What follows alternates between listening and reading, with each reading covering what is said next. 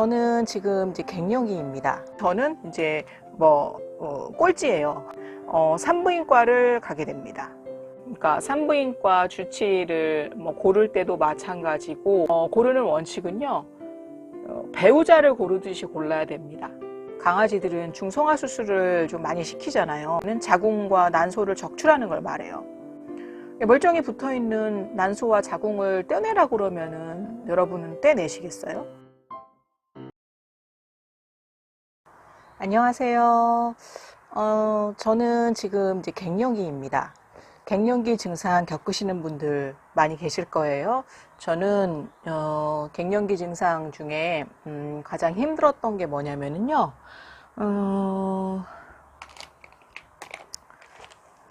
이걸로 표현할 수 있을 것 같아요. 이렇게. 일단은 요거는 이제 그 파스 핫팩이잖아요.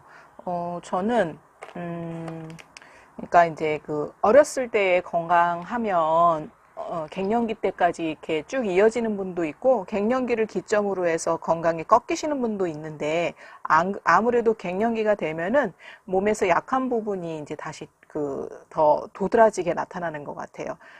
저는 요거를요, 요 핫팩을 이제 발 주변에다가 붙여야 될 정도로 발이 너무 차갑고 피가 잘 안 가는 것 같은 느낌이 들더라고요.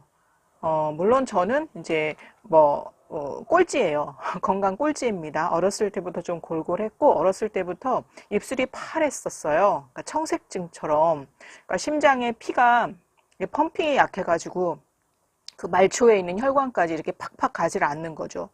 근데 원래 그래서 손발 찬 거는 어렸을 때부터 그랬는데, 이제 갱년기를 기점으로 해가지고 그게 너무 심해져서 요거를 이제 붙이지 않고는 힘들더라고요. 그래서 요거를 붙였는데 이게 그 온도가 생각보다 높아가지고 이제 데여가지고 화상을 입기도 했어요. 한번 보여드릴게요. 네, 저는 이렇게 여름철에도 양말을 신고 잠을 자야 되지만, 지금 같은 계절에도 이렇게 두꺼운 양말을 두 켤레 신고요. 여기 보시면은 요거 이제 요 팩을 이제 손수건 하나 덮고서 얘를 이제 깔고서 벨트로 이렇게 동여매는데, 이게 뒤어가지고 지금 그 뒤인 자국이 이렇게 남아 있더라고요.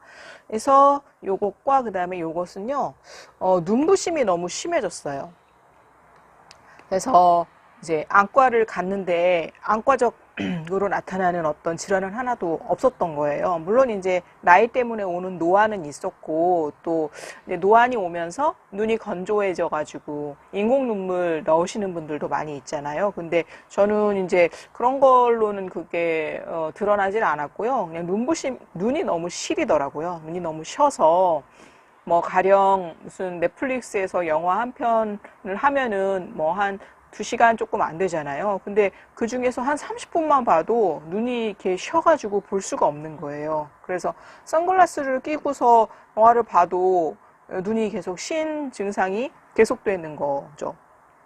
그래서 어떻게 할까? 저는 이제 웬만하면 좀 이렇게 병원 약은 좀 안 먹으려고 좀 하는 주의거든요. 왜냐하면 식품은 맞게 먹으면 괜찮지만 약은 식품은 아니잖아요. 그래서 약은 내가 얻는 게 있으면 반드시 잃는 게 있더라고요. 꼭 부작용까지는 아니어도. 그래서 견디고 견디다가 이제 도저히 안 되겠고 너무 증상이 심해서 저는 산부인과를 가게 됩니다. 그래서 그 갱년기 증상에 관련된 상담을 하기 위해서 이제 병원을 찾았죠. 병원을 찾을 때는 저 나름대로 원칙이 있어요. 이제 자주 말씀드려서 아시겠지만 병원을 찾을 때 그 의사 선생님, 그러니까 산부인과 주치의를 고를 때도 마찬가지고, 그 다음에 책을 고를 때, 저자를 볼 때도 마찬가지고, 제가 유튜브를 볼 때, 그 유튜브 운영하는 분을 볼 때도 마찬가지고, 고르는 원칙은요, 배우자를 고르듯이 골라야 됩니다. 그러면 거의 성공하게 되는 거죠. 근데 이제 배우자를 우리가 고를 때 얼마나 다들 신중해요? 그렇지만 현실적으로요, 한 4명, 4쌍 중에 한 쌍은 이혼한다고 보면 될걸요? 그러니까 우리가 신중하게 골랐고 잘 골랐다고 생각하지만 그게 아닌 경우가 한 뭐 25%, 30%라는 얘기니까 자신의 이제 안목이 정확하지 않을 수 있다는 얘기가 될 수가 있죠. 그래서 이제 산부인과 고를 때, 그러니까 주치의 고를 때 이제 뭐 저는 여성이니까 여자 의사 선생님이 편한 것이 있으니까 그걸 좀 이렇게 디폴트 기본값에다 두고서 가장 먼저 보는 거는 이제 체질을 보고요. 체질이 이제 저처럼 이쪽 체질이면은 더 좋을 것이고요. 그 다음에 이제 인품은 가서 직접 대화를 나눠보는 게 제일 그래도 확실한 것 같고요. 그래서 뭐 그런 거 저런 거 따져가지고 이제 선생님을 찾아내는데 그게 한 번에 될 때도 있고 뭐 한 두세 곳 다녀봐야지 이제 될 때도 있고요. 그래서 그렇게 고른 그 산부인과 선생님한테 가서 그 갱년기 증상 검사를 받았고 뭐 가셔서 이렇게 해보신 분은 알겠지만 여러 가지 이제 일련의 검사가 있어요. 그래서 검사를 했고 제가 이제 결과지를 어제 받아왔는데요. 이렇게 나왔더라고요. 이렇게 결과가 나왔어요. 그리고 글씨를 제가 봐야 되는데 안경이 필요합니다. 안경도 원래 안 썼었는데요. 이제 갱년기 들면서 안경도 필요하게 됐죠. 안경을 쓰고서 볼게요. 이제 이게 검사를 하는 이유가 그 여성 호르몬 이제 그 치료를 여성 호르몬을 이제 투여하게 되는데 그 수치를 봐야 되기 때문에 이런 검사를 해요. 이제 뭐 초음파도 보고 그다음에 이제 혈액 검사 같은 것도 하는데요. 보통 이제 요 수치를 많이 보는데 요게 요 수치가 10 왔다 갔다여야지 이제 그 호르몬을 이제 처방을 해주고요. 근데 저는 지금 수치가 10보다는 굉장히 높게 나왔거든요. 그래서 그거에 대해서 말씀을 하셨는데, 이제 체질식을 하다 보면은 이게 이제 저는 몸으로 느끼지만 객관적으로 어떤 수치로 드러날 때도 있어요. 예를 들어가지고 뭐 이제 그 건강검진, 국가 그 건강검진 할 때, 내시경 할 때 보면은 그 왜 장기에도 피부가 있다고 말씀을 드렸잖아요. 근데 그 피부가 그 위장이나 그 위장에서 연결된 그 창자 있잖아요. 그게 혈색이 굉장히 좋다. 이상이 없는 거 플러스 혈색까지 좋다고 이야기를 들은 적이 있고요. 그 다음에 이 산부인과 이제 요거 그 호르몬 때문에 검사했을 때는 그 여성 호르몬의 그 베이스 수치가 있대요. 근데 저는 그게 굉장히 다른 분들에 비해서 완만하게 저하되는 경우라서 그 베이스 라인이 굉장히 두텁다. 그러니까 여성 호르몬 수치가 굉장히 높은 편에 속한다고 말씀하시더라고요. 그래서 제가 느끼기에는 다른 제 동년배보다는 그런 갱년기 그 후유증 갱년기 증후군이 그렇게 막 그것 때문에 막 시달려가지고 막 괴로울 정도는 아니었거든요. 갱년기 증후군 앓는 증상 보면은 굉장히 다양하고요. 심각한 경우에는 그 삶의 질이 너무 떨어져가지고 굉장히 우울하고 힘들어하시는 경우도 많아요. 그래서 이제 이 수치를 보고서 그래도 수치가 굉장히 좋다고 말씀을 하셔서 이게 이제 체질식을 한 보람이 있구나. 그래서 굉장히 좋았어요. 근데 어쨌든 제가 지금 그 겪는 불편함을 이제 이거를 좀 해소하고 싶잖아요. 근데 호르몬 치료를 시작하면 이게 원래 몸에 있던 게 아니기 때문에 앞에 말씀드린 것처럼 얻는 것이 있으면 잃는 것이 있기 때문에 내가 어떤 게 더 득이 되냐를 따져야 될 것 같아요. 그냥 이렇게 일상생활이 불편한 채로 그냥 살아갈 수도 있잖아요. 근데 나는 그거는 싫다. 다른 걸 좀 감수하더라도 좀 일상생활이 편해지면 좋겠다 하면은 이제 호르몬제를 선택을 하는 것이죠.